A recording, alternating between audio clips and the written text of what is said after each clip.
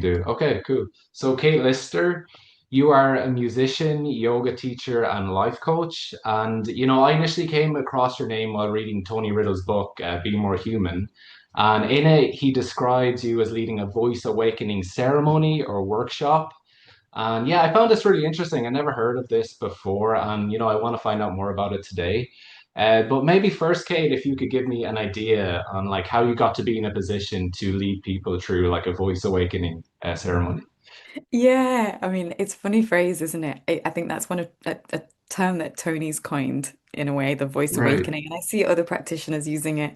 And I've never really I've never really put it out there myself because I think maybe that's just having worked in the well-being industry for many years. Sometimes these terms can feel a bit grandiose and can promise something that maybe might not come to fruition, right? But it's a beautiful one in a way, like the voice awakening. Mm. Because, yeah, fundamentally, I guess my life has incorporated a lot of that in, like, personally. When I was a kid, I found singing and my love of singing when I was about 11. And so started working with my voice and training my voice as a singer, and then I kind of went on to be a professional singer. And almost simultaneously, so later on in my young years, like as a teenager, I got into yoga and kind of more spiritual practices. And the two have really combined through my life. So that yoga has guided me a lot in terms of, well, how I live my life, the philosophies of it, and the practices really ground me.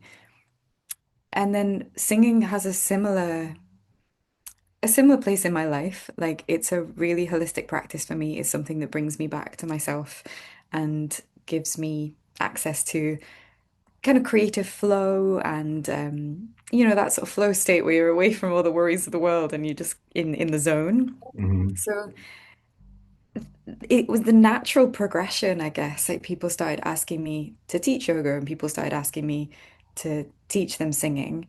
And so I did more training and learned to teach and did some more training in performance and performance psychology. And it's been this very steadying, like pretty organic journey of then guiding other people and noticing that there was more to teaching singing and there was more to teaching yoga and there was more to working with people in their self-expression, whether that was through music or just through their day-to-day lives. And then that also led me to kind of becoming or training as a coach in that kind of life coach arena. So to combine all of it, and then I say my specialisms therefore are like well-being and self-expression. Um, so yeah, does that So answer your cool. question? Yeah, I mean, like the voice awakening stuff, like it's not just for like singers to kind of prime their voices or anything like that. It's kind of No, for humans, for everyone. totally. And I think that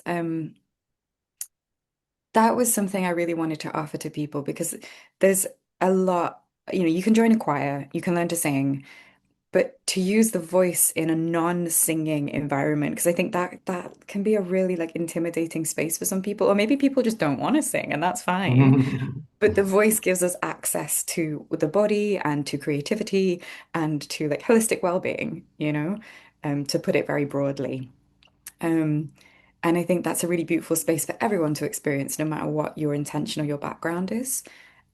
So with those workshops and those gatherings, it tends to be more about that, like connecting to self, being like moving beyond the fear of like making sound and expressing ourselves and doing that in a group setting or also on our own. And how we can express ourselves through the voice, like different areas of that. Yeah. Right, totally, yeah. Because I don't know if you've heard of this guy called Jonathan Goldman, but he wrote a book on the humming effect. Ah, Just because humming, I mean, it's pretty similar to like, I guess, vocalizing sounds. You're just keeping your mouth closed, but it kind of like vibrates your vocal cords and it like activates the vagus nerve and yeah, stuff like that. And it just has a very like calming effect. And I guess with the voice awakening stuff you do, it also has kind of a cathartic, kind of embodied releasing tension aspect to it as well. exactly. Yeah, exactly. And I think these are the things that, well-being has if I'm speaking slightly cynically about it, like the well-being industry has commodified all of this stuff that we have known what we've known how to do it for the whole like the expansion of humanity, right? Like Mm, down the centuries, people have sung and chanted and come together in song or just making sound, yeah. um, to communicate with one another, to be together, to express themselves, and yeah, and to relax, to release, to celebrate, and or to mark whatever it is, any kind of ex like human expression. It's like one of the most natural and instinctive things we do. Yeah, I feel like in Western culture, it has become this thing where like only certain people make noise, only certain people make music. You have to be a musician to make music or to make sound, or you have to be a public speaker to speak out loud, and everybody's kind of trained to sit still and be quiet. Yeah. Um, you know, and I think that's a shame. I think that's a shame. So, Yeah, Tony actually has a lovely line in the book. He's like, releasing all that has gone unsaid, dismantling all those years of being told to be quiet and to sit still.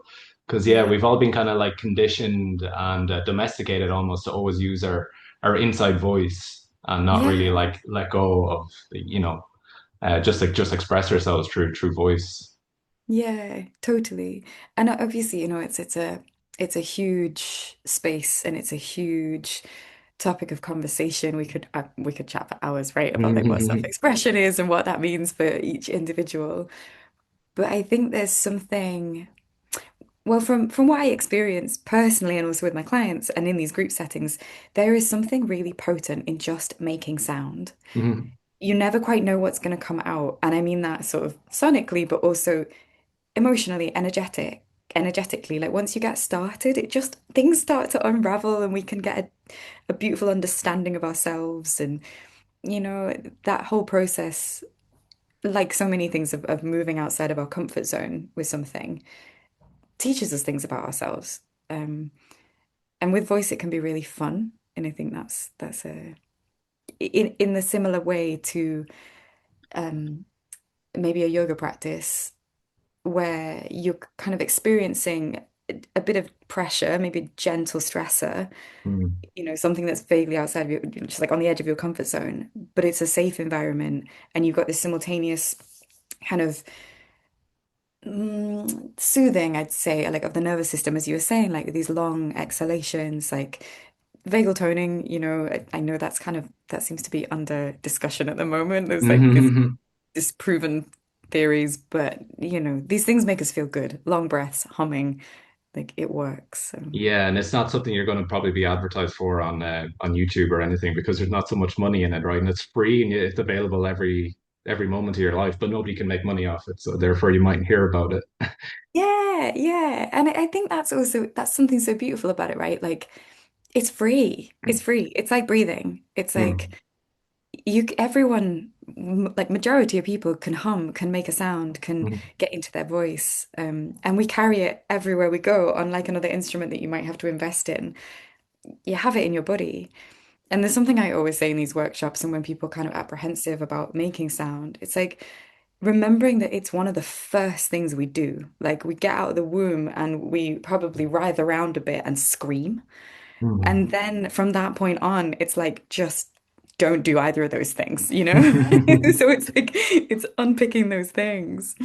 Yeah, no, I can imagine it's very like liberating, especially doing it in a group together. But is that something you do like currently, Kate? Do you still lead those workshops, like voice awakening stuff? You do? Yeah, I do. I do them usually in retreat settings. So if you've got a weekend, or I run retreats that are weeks or weekends long, and it's really nice because in those settings you've already got quite like a trusted container, and Mm, people have a space to get comfortable with themselves and with each other in that setting. Um, so it's maybe something I'll pepper in and do. Um, yeah, and with Tony, we've done them on weekend retreats or these sort of getaways, the 100 human experience. And it's phenomenal to see like the the energy shift that can bring within, a few days of various activities. It can be simultaneously like really expansive and mm, also really introspective, just depending on what the vibe is of the group. So hmm. yeah. Yeah, I don't know if you've ever tried laughter yoga. Yeah. I Oh was talking yeah. to a client about this just the other day. Yeah. Wow, yeah, because it's kind of similar. Like I've gone to a few laughter yoga classes, and it's the most awkward thing ever. You're really self-conscious, but then you're guided through these laughter exercises with this guy, and there's other people there doing it, and it's a really safe space to just kind of let go of your Yeah. ego, and just like express yourself. And it's very like therapeutic and cathartic. So I guess maybe similar to the voice awakening stuff as well. Yeah, there's definitely some similarities there. We definitely have a laugh. I really love to just Yeah. have a laugh. I don't really like to take life too seriously, like all the time. So, yeah, we have a laugh and it does get silly, like I do a few different exercises that just get people making all sorts of noises. And one of the things I love to do is bring people away from language and see what expression is possible when we sort of are expressing with an intention. So maybe we're trying to communicate a certain thing, but without using any language. Um, Interesting. and it gets so silly, but it is Yeah. also quite cathartic, because you're not making noise to be understood by anyone else, but you're making noise, you're making sound to express something. Um, Hmm. and I think, for like as a singer, I know that is something I love about singing, that I don't have to have words to express what I want to say or, a story that I'm telling. And I think that that sort of strand runs through many artistic practices, right? Um, so yeah, just giving broad access to that idea that we don't always have to be expressing for other people to understand us because that can be a huge barrier to our self-expression as well, right? Like Hmm. that we're always saying what we need to say to have the approval or the understanding of someone else, which is of course like necessary as a human being as well, but it doesn't have to be the only way that we express ourselves. Yeah. Totally. No, that's super cool. Yeah, just to pivot like onto your experience as a yoga teacher and all the like practices you've done, like what tradition of yoga do you practice and teach most often? So I started off with Ashtanga when I was a teenager. Okay, Yeah. And then I then went down and into more like Jivamukti practice. So then I'd say my teaching is probably informed a little by those, but I trained quite broadly in like flow, vinyasa flow, great. and then in mandala styles and yin and restorative. Um, Nice. yeah, so lots of different influences along the way. When I lived in London, I practiced a lot of rocket yoga back when I was in my 20s and I had more energy. What's that rocket yoga? Rocket yoga. Never heard of Yeah. that. There was a real like boom of it in London when I was living there in my 20s. And it was intense. It's quite fiery. It's kind of based on the Ashtanga system. So there's a set sequence, but with a more of a flow, vinyasa flow element, but quite fiery, lots of handstands and arm balances. Oh, cool. Yeah, it's fun. It's really Right. fun. Yeah. So I used to practice that a lot. And then these days it's a real mixture. But I have a lot of um yeah, like a real appreciation for the softer, more restful styles as well, like yin yoga and Mm, restorative and yoga nidra. I think in terms of finding creative space and balance just in life, I love those. I find them really nice. useful. Yeah, because Yeah. I actually find myself the yin yoga is really really challenging. Like you're ostensibly not doing anything. You're holding these postures for 2 or 3 minutes, but it's incredibly hard. Your Yeah. mind is moving and you want your body to move to relieve some pressure or tension, but they're arguably harder than doing something like hatha yoga or like a more kind of rigorous intensive style. So Yeah. yeah, really really like the yin as well myself. Yeah, that's so true. It's not easy, is it? People think you're just lying down, and it's re like Yeah, it's not. The presence that you have to practice and the kind of the often being with discomfort, right? Like whether that's physical discomfort or psychological discomfort, being with our spinning thoughts. I think yeah. it's often the practice that I dodge for the longest.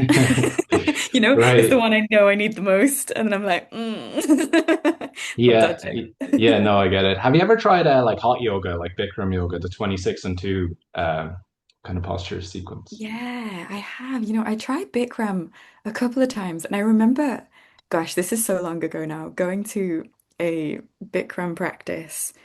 in a Bikram studio in Hmm. Paris. I was visiting a friend who was living there at the time, and I just wanted to practice yoga. And this studio happened to be like underneath his flat. So Right. I went down and I didn't know there was such a kind of like, there were all these rules about like where you could go in the class. Apparently that was a thing. So I wasn't meant to go on the front row. And I just kind of went on the front row because there was space there, like to one Right. side. And then sort of realized there were lots of eyes on me. I don't know. I feel like I didn't do it right. So I can't say I'm that into the sort of hierarchical structure of that. Like Hmm. the maybe Like he's a weird dude. The he's a guy weird Bikram. dude, Yeah, yeah. right? So I think people are calling it like, B90 because it's 90 minutes or 26 and 2. Uh, So a lot of the studios random aren't paying background. loyalty to him anymore, and they're not paying Good, like yeah, yeah. royalties. Yeah, but like what he created is awesome. The sequence itself, I think it's really, really challenging. Like every Yeah. class is the exact same as the other, but it's just incredibly like invigorating, and like Yeah, you you bend your find body in that. just about every way, and it's like a hot environment as well, and they call it like the torture chamber. Like, It's yeah, like interesting, isn't it? yeah, it's really challenging. It really, really is. Anytime I go to a class, I'm like, I just want to walk out of here and get some like fresh air. So it really kind of pushes you to your limit. That is interesting, isn't it? Yeah, the different sort of psychologies around these things of like the torture chamber, but are kind of there's a kind of masochism behind that, right? Like we're like, but we need it as humans. Like you say, this is kind of like pressing into our edges. Yeah, that's fascinating. Yeah, I used to teach a bit of hot yoga in London. It was always good fun. Oh, Yeah, nice. Yeah, it's a yeah. And giggle. what yoga do you do yourself, like every day? Do you kind of mix it up, or is there one kind of tradition that you're like, this is my thing? I totally mix it up. And like these days I've always loved moving, just like moving my body. It's always been like so many people, it's therapy for me. It's Mm. just a non-negotiable, totally necessary. Mm. And these days, I mean, it used to be yoga, yoga, yoga. And these days it's a whole mixture. Like I love to swim, I love to run, I love to yeah, practice yoga, and that tends to be just like a real mixed bag, just self-practice. So it'll be like a flow practice. Um, and I guess in that sense, I'm quite sort of led by what my body's going through, right? So Mm. if I get onto the mat and I'm like, oh my God, my shoulders, then I'll do a bit around that. And I feel really lucky to have that in my life, actually, to have knowledge of a practice and of my body and moving in a way that I can be intuitive with it. Um, but then at the same time, I have to do things that, are less intuitive, perhaps, because it's like sometimes I just need pushing out my comfort zone, and my Mm. intuition, or like whatever we want to call it, might be like, no, let's just lie down. And so Yeah, I for need that sure. part of me that's like, no, go lift some weights, or like, go do 50 lengths, like whatever it is, like that bit of self-discipline. And I love it all. Pilates as well. The last like 5, 10 years, I've really got into Pilates, and I find it such a complementary practice to so many things. Just that kind of structural strength and yeah. Yeah, they're kind of all like intertwined. Yeah. It's just like I feel really lucky to have a body I can move. So then it's just like I will do that in any way I can. I really love boxing. I think I Oh find that wow. like yeah, I find it super, super it's super mindful. Like you can't be anywhere else because if you are, you're gonna get punched in the face. You know what I mean? Like you have to be Right. so present. And I mean, I haven't found a space here yet in Bristol that I can go to, but I had a great trainer in London who I did some classes with, and I missed that. It was good fun. Oh, so fun. Yeah. Yeah. Yeah, did I see a picture of you as well in like an ice bath? Are they something that you do on the regular or like kind of once off? No, no. I've got to say, like, I don't mind a bit of hot and cold. Like, I will sauna and plunge, but I'm not like ice baths. I'm not a regular. That was on a weekend with Tony, actually. So Okay. we were doing 100 Human Experience, and I think it was that weekend that it snowed. So we were holding this day like outside. The whole thing was outdoors, and it snowed and we were doing these ice baths. So there wasn't really, we were Jeepers. coming out of ice baths and just having to like really keep ourselves warm with movement because it was just, yeah, it was snowing, it was freezing. Um, Jeez. I know, That's I know. intense. I do like them when I do them. I think for that realization of just like, I feel like a warrior, you know? Hmm. How about you? Is it something you do regularly? Yeah, I don't really have access right now to like a cold plunge, but back home in Ireland, I have one, and I live kind of close to a place that has like a hot and cold, like a sauna and a cold plunge. But yeah, I just think they're amazing. Like I never want to get into the ice bath, but like when I'm in there and I get out, I just feel so much calmer and regulated. Yeah. But there's no doubt about it. It's like it's tough and uncomfortable. But it's yeah, if you have access to it, it's great to go for it. But Yeah. yeah, I used to be mad into the Wim Hof method as well, doing the breath work before you get in, because you're kind of like priming your body to take on the shock of the cold as well. Um, Yeah. Yeah, that does make a huge difference, doesn't it? Hey. yeah. Yeah. Is that Is something you've yeah. ever tried, the Wim Hof? Yeah, yeah. Again, I guess like in workshops in London and um on retreats and things.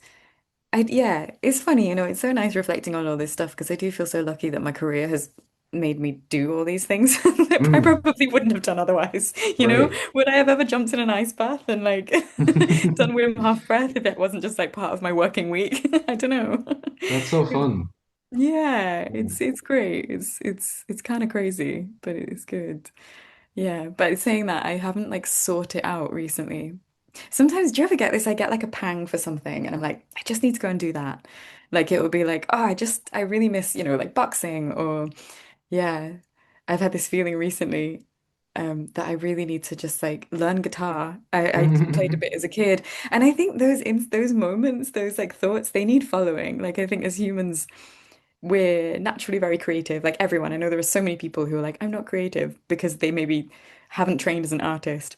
But I really think like it's our core being and it's our spirits are very creative.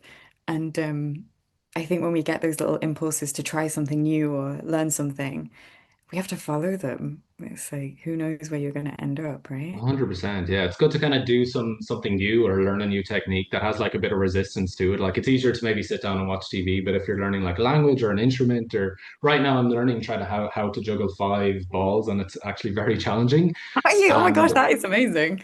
yeah, it's Yeah. really frustrating and kind of annoying, but like you just fail and fail over and over again, but you're just kind of that's just the groundwork you have to do before eventually you'll kind of get it. But it's like nice, you can always see yourself improving, and it's kind of like it's good to Yeah. get that like feedback that I'm actually slowly getting better. Completely useless skill now juggling, but No, but I think actually, there's so much in that, right? The coordination you must be learning, the way the brain works to kind of that's going to keep you sharp, right? Learning to juggle five balls, that is going to keep you sharp into your old I age. Like, I I feel think like that is a so. Yeah, necessary no, thing. totally. Yeah. Yeah, no, it's a Yeah. good thing to have. Yeah, and then Kate, when it comes to like meditation, how long have you been meditating for, and like what tradition would you most kind of like associate with? Oh, good questions. So, I probably started meditating without really realizing that's what I was doing in my teenage years because I was going to yoga and going to practices. Um, and then I got quite into like Vedic meditation. Um, Oh, nice. yeah, I really like that it's just quite simple. Um, yeah, in my 20s, mindfulness. So I did some training in mindfulness, and I think that's really it's a nice, modern lineage in that it's very accessible. And I love that you can give it to people and teach it in a way that, you bring it into day-to-day life and people really see the effects. I think that's beautiful. Um, these days, my meditation is simply um, 10, 15 minutes in the morning. And I'd say like probably 5 days a week, 10, 15 minutes. And I just sit and follow my breath. Sometimes I use a mantra that I just might be something super simple, like I am here or Soham or whatever. Um, but super simple. I think, Right. yeah, yeah. It's just something for again, a bit like movement for me. Like it's a bit of a non-negotiable. And it's one of those things of like, I don't always notice the effect, but I 100% notice its absence when I'm not doing it? That's a really good way of saying it, actually. Yeah, that makes sense. Do you know what I mean, Yeah, right? It's yeah, yeah, like yeah. totally. I'll have like a shitty week and I'll be like, oh, I skip my meditations. And yet every day I'm just kind of like, I don't know why I really do this. But I've done it for long enough now that I know it does make such a difference. So yeah, No, it's 100%, yeah. And it's so easy to kind of like overcomplicate it. And there's so many like people with opinions and books and it, which are really fascinating to get different like interpretations and different voices.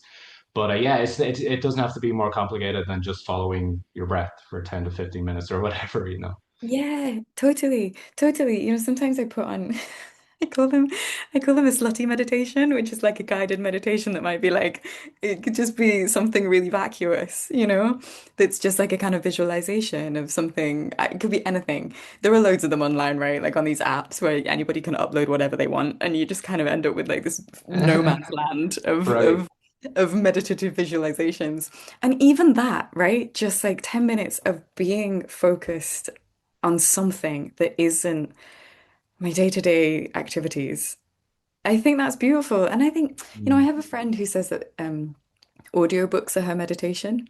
And mm, I could get on board with that. Like if you are focusing, and I'm an avid reader, like I'm not so much an audiobook listener, love a yeah, podcast, but if you're focused and you're giving something your attention, like there's a meditative element about reading, about listening intently, about, playing music, whatever it is. And I think that's not to be dismissed. Like you can get tied up in like, is it the correct form? Is it the certain lineage? But wherever you can find those moments of like peace, I guess, it's nice. It's necessary. absolutely. Yeah. Yeah. Yeah, and I think a lot of people, like try meditation and they think like, I'm not good at it, I can't do it, I just end up thinking all the time. But essentially that's the That is curriculum. it. It's astonishing how difficult it is. And like, Yeah. you sit down to meditate, I've been doing it for years, you breathe in, you breathe out, and all of a sudden your mind just takes off somewhere Yeah. else. And before you Yeah. know it, you're completely somewhere at the other side of the world. And Oh, totally. it's just amazing that the mind's habit pattern is just to like, create narrative and content about experience. And it should be something, very simple. Just follow your breath for 5 or 10 minutes. But Yeah. it's incredibly difficult. Yeah. It is, isn't it? And to that point, I think like something I always say to my students or clients is like, you have to wander to come back. And when we get that opportunity to come back, like that's when you realize you're meditating, you know? Like you can wander and wander and wander, and that's just you thinking. But when you get that moment of like, oh, I've gone somewhere, I've come back, I'm meditating. But you Yeah. have to wander to have that experience. So it's like the brain is never going to stay still. It's not what it's designed to do. No, exactly. Yeah. Yeah, And that's kind of like the mindful muscle you're kind of exercising. When you know you're lost and you come back, that's the kind of like the wiring that's exactly. going on. So that's like the magic moment, they say. But also like when you're sitting, like I've gotten like 90% of my thoughts are repetitive garbage stuff, but like some of them are Yeah, actually novel and creative. And I'm like, wow, there's something there. And oh yeah, I need to do that. So, sitting yeah, down and just doing nothing, like a lot of things come up and some of them are actually very, uh, high quality stuff that you mightn't have access to if you're always absorbed in activity and engaged otherwise. yes, exactly. Yeah, that's so true, isn't it? And I think like that, to kind of loop back to what we were saying about yin yoga as well, and practices like that where you're in stillness and you kind of enforced stillness for a while.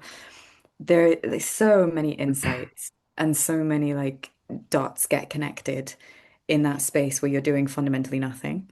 Hmm. Um, or just letting the thoughts go, just like sometimes just sitting down and letting my thoughts completely run riot. Hmm.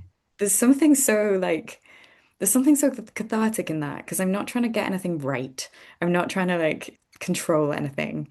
And yeah, there's something really beautiful about that because you I find I can still sometimes step back and see that my thoughts are running riot. And that in itself is great, because then you're getting that distance and being like, wow, look at all this shit I'm creating.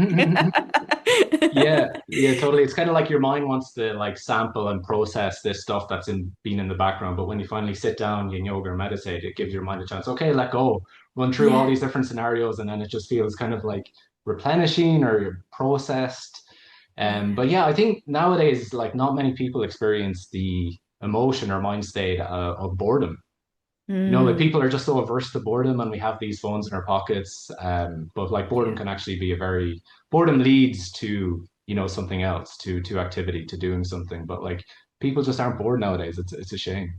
Yeah, I think that's so true. I think it's so true. And I think like think back to being a kid and like sitting on long car journeys in the back of the car with nothing. I feel like this is a thing, right? People are calling it raw dogging. Have you heard this term? Yeah. Not Yeah. having any So like, input and just being. yeah. I absolutely love that Gen Z have turned it into like a catchphrase. But like, yeah, and it's so vital and you notice other things. And I think, if I hadn't done that as a kid, I maybe wouldn't have appreciated creative practices or just like also like been able to befriend myself. I think when we're constantly looking for external stimulation and that kind of external validation of our experience and control of our experience, we can miss a huge opportunity to just be in our own company. And being in our own company can be uncomfortable when we're working through stuff, which as humans, I guess we always are. But you have to be in your own company to learn to be kind to yourself in your own company, I think, to build that relationship with yourself. But if there's continual external distraction, how do you do that? Like, I really don't know. Yeah. You're just all kind of alienated from what it's like just to be, yourself at like ground zero or like the default state. There's just so much more stimulation Yeah. and content coming in and out that people don't know where their center is, which is a very Yeah. useful thing to kind of cultivate and sit with. Like, it's a kind of a cliche to say, but like we're human beings, not human doings, right? But we're kind of lost in doing mode 90% of the time at least. So these are like really replenishing practices just to like download everything and just let everything sit. Yeah. But yeah, it's never been easier to meditate nowadays because I have a meditation teacher who says back in the day you had to go to India to learn how to meditate, right? And now you Yeah. can like literally just download an app, Headspace or Waking Up or like whatever, and you have Yeah. incredible wisdom at your fingertips. Yeah. So It is it's incredible. yeah, good Yeah. time to be alive. It is, isn't it? I think we forget this. I know it's also like a crazy time to be alive, and there are so many things it feels like we're kind of maladapted for, like we're not ready for. But it is an amazing time to be alive. And I think it's so easy to focus on the opposite. Like we Mm. are so incredibly lucky to have access to this information and cultural wisdom and yeah, and each other. Yeah, no, 100%. Yeah, I think I actually heard quite a dystopian word recently. We're currently in a post-interaction world where kind of like Oh my God. you can kind of be at home and do everything without actually interacting with another person, right? Yeah. But yeah, in another perspective, things have never been better as well. So yeah. Yeah. It is weird that, isn't it? It is a weird thing that, yeah, we can have that amount of kind of interaction, but it's only on a certain level, perhaps. I wonder, time will tell what that does to us all. Yeah, I think we're all like Yeah. guinea pigs right now in this massive global experiment, right? Yeah, honestly, there's definitely a level of trust that has to come in, right? Like, I found myself saying that so often recently, just being like, trust the process, trust the process. Yeah, it's all process because the destination is probably, we'll never get there. So it's all process. Yeah, so All true. So true. yeah, are there any like teachers that you're most influenced by in the whole like meditative spiritual space, like a book or a teacher that you kind of resonate with the most? Ooh. Um, gosh. I've had some amazing teachers over the years, right? Like, and living in London when I did, um, so I was there from like 2014 until just the end of last year. So, um, Mm.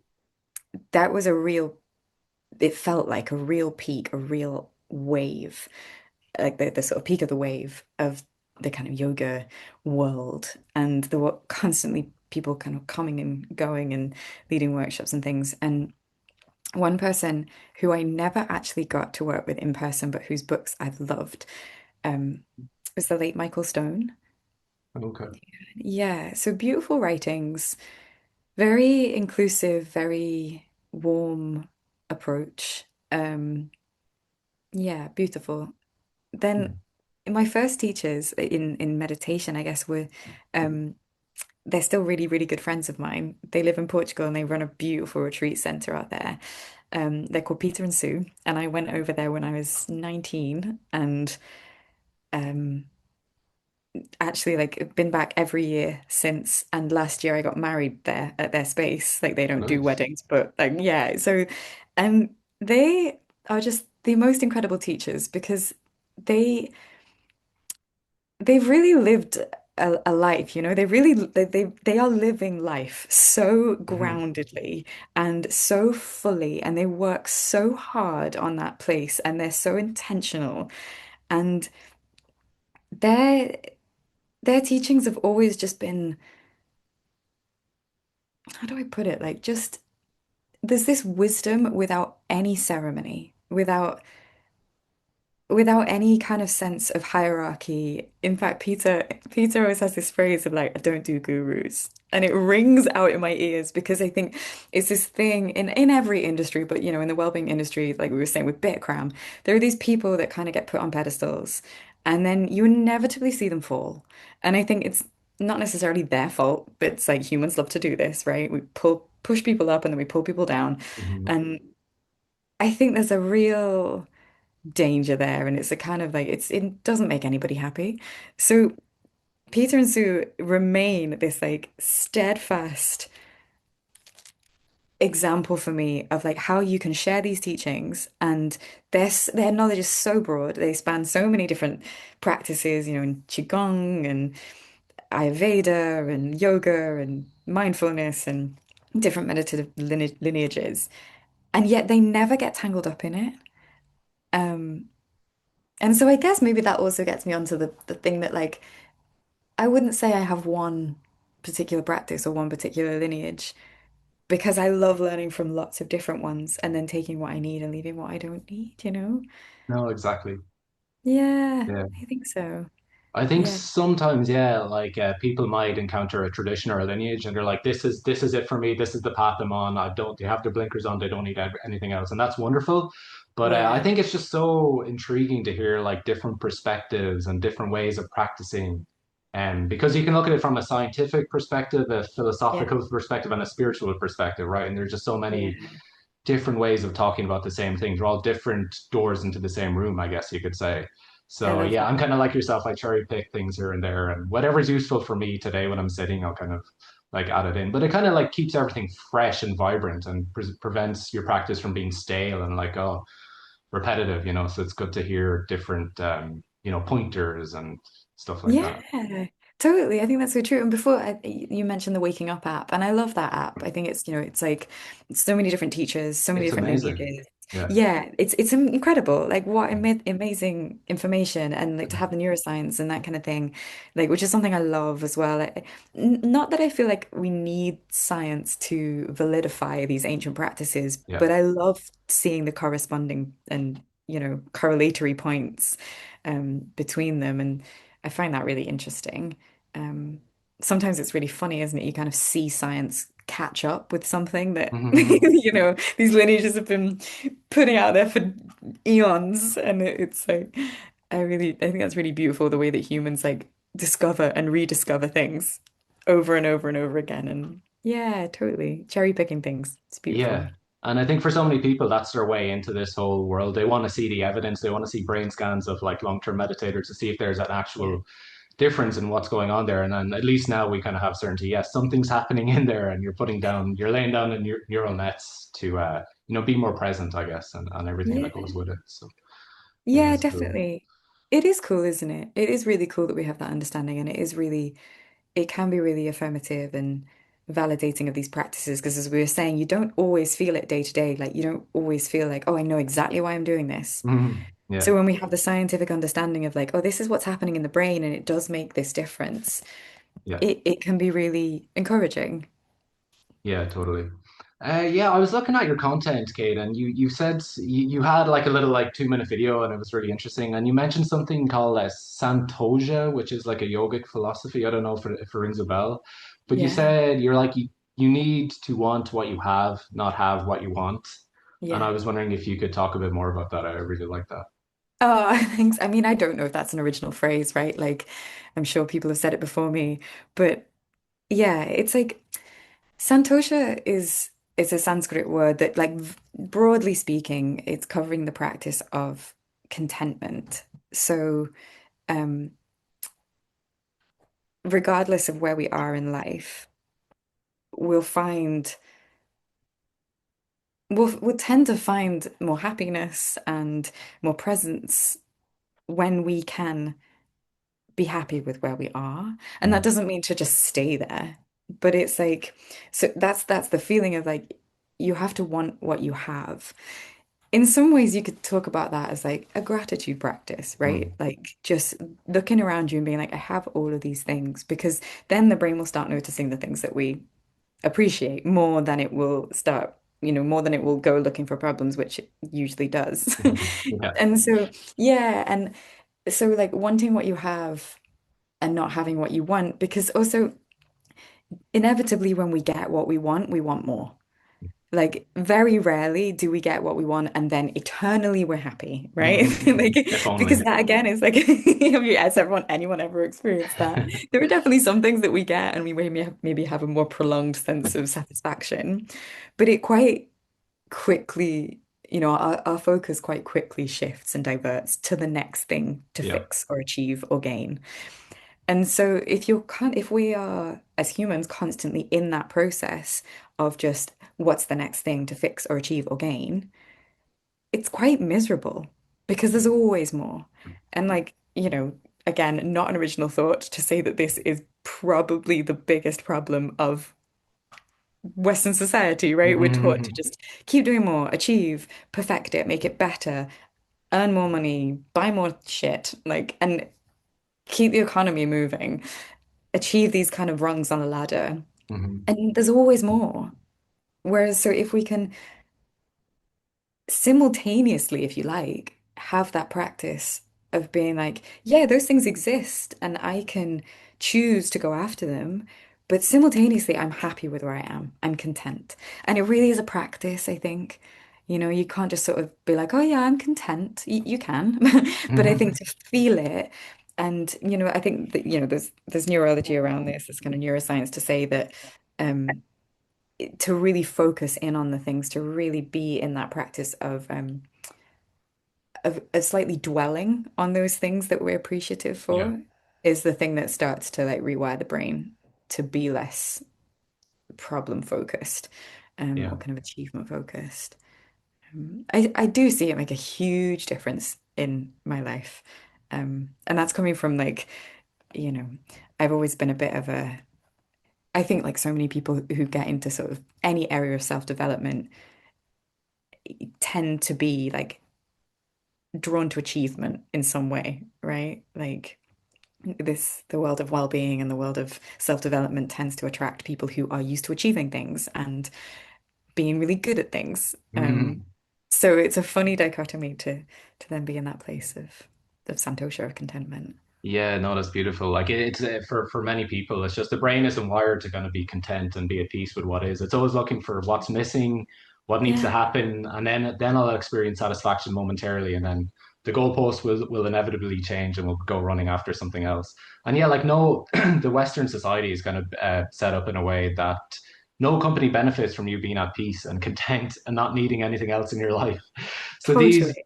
these businesses are all operated on the assumption that they try to kind of create a lack in you, and then you Mm. satisfy that desire, and then it's just like hedonic adaptation. I think you get what you want, and then you enjoy it for a while, but then ultimately you have bigger, grander wants, and the cycle continues. So yeah, I think Totally. contentment is kind of like the master kind of emotion or mind state that we all want to be in. Yeah. So yeah, no, Yeah. gratitude's really powerful.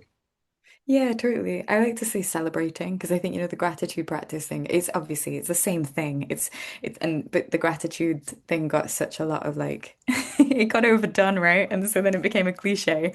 So I love to think about like Yeah. what are you celebrating? Because that feels like a party. And it's like, it's like it can be a little celebration. It's like, oh, today I'm really celebrating the sunshine because that is special. And Uh-huh. today I'm celebrating this conversation that I had with my friend. There's something in that word for me. Again, it's just linguistic associations. There's something in that word celebrate that really like does it for me. And Yeah, I I think when we're really talking with retraining the brain, that's maybe important. Yeah, I Um, really like that reframing actually. Yeah, because gratitude is like such a buzzword and it's overused, but celebrating is like, let's have a sense of joy about something, you yeah, know what I mean? Not just like, yeah, okay, yeah, I'm happy I have that, but actually celebrate it. Yeah, totally. Yeah, gratitude. I think, yeah, exactly. It can become like another thing on the to-do list. Like, oh, I've got to be Yeah. grateful now. Yeah, yeah, exactly. Exactly. Yeah. Yeah, one Yeah. thing I like as well, actually, I heard in the Waking Up app, he talks about like the last time meditation. Like there will be a last time you do everything, but you'll probably be unaware about when it is the last time will occur. Yeah. So, for instance, there will be a last time you see your friend, but when you're with your friend, you might be like, "Of course, I'll see them again." But you never kind of know when it'll be the last time before you go to a country, eat at a restaurant, or I say to my sister now, who has a 1 year old, there will be a last time that you actually pick him up. You know what I Wow. mean? Yeah. But you'll probably be Yeah. unaware of it. So it just kind of adds like a sense of meaning and intensity to all these things that we kind of think will last indefinitely. But it's true to say there will be a last time you eat chocolate Oh my and God. you go to the No. movie theater. Yeah, so Yeah. I really like that practice, kind of easy to integrate. Like, Yeah, that's a lovely one. That is a really lovely one. It's just there's so much in life that we take for granted, and it could all just be taken away at any moment. And yeah, and like you say, the little things like eating chocolate or yeah, yeah. yeah, And how that's do you like actualize your gratitude practice? You like write it down, journaling? yeah. I like writing. I like putting pen to paper. So I do, and I do. I tend to first thing in the morning. I will. I'm not a sort of up and out kind of person. I've never really Right. been. I don't know if that's years of like doing late night gigs that I'm more of a night owl, but my parents said I was always a night owl as a kid, so Right. I use that as my excuse. But I tend to like get up and meditate for 10 minutes and journal for 10 minutes. I just set a timer on my phone. And if I've kind of just hit those points in the day, I feel a bit more set up. I can set an intention. And that journaling, like I tend to sort of try and set a lens with an or an intention with it. Sometimes it's just free writing if Hmm. I need to just get my words out. But if I find myself like on a bit of a streak, like a bit of, I call it like a misery streak, like if I've noticed for a few days I've just been complaining, I'm like, okay, to have that intention of like today we're celebrating. So, or if it's been a tough day and just it's that kind of thing of like, right, today we need some celebration. Understanding when I need to shift that focus and shift the lens because that's a beautiful, like, how amazing that I can do that, right? Like, I get to do that. And sometimes it's easy to forget that when things feel dark or things feel heavy, forgetting that I can shift the lens. And I think that's Yeah. different from like gaslighting myself. I don't want to gaslight myself to think that I'm happy when I'm not, but it's understanding that, the good and the bad can simultaneously coexist. And so Yeah. to celebrate the good, so that, as you say, like my brain's not just constantly looking for the next thing, the next problem. Yeah, it's remarkable. Like anytime I put pen to paper and I just write out a few pages or whatever it is, it just like you can reframe things and look at things in a different way, and it's really like therapeutic. I find just writing Yeah. stuff out, free writing it. And I don't know if you've ever come across this book, The Artist Way, by I think Julia Yeah. Cameron. But yeah, she Yeah. talks about like morning pages, like try to fill up three A4 pages first thing in the morning. Yes. Sorry, I'm just Yeah, adjusting no blind. worries. Yeah, it takes a bit of time. It takes like 20 minutes to 25 minutes, but it's amazing. Like it's such a Yeah. wonderful practice just to get everything out on paper. And a lot of it's nonsense, but it just kind of like frees you up and it lets you offload. Ah, Um, totally. which is wonderful. Yeah, it does, doesn't it? And I think, as you say, sometimes when you put things down on paper, you get thoughts that you weren't expecting, or things kind of Mm, evolve yeah. as you do that. It's a really beautiful practice. I really love writing as well. I really love words.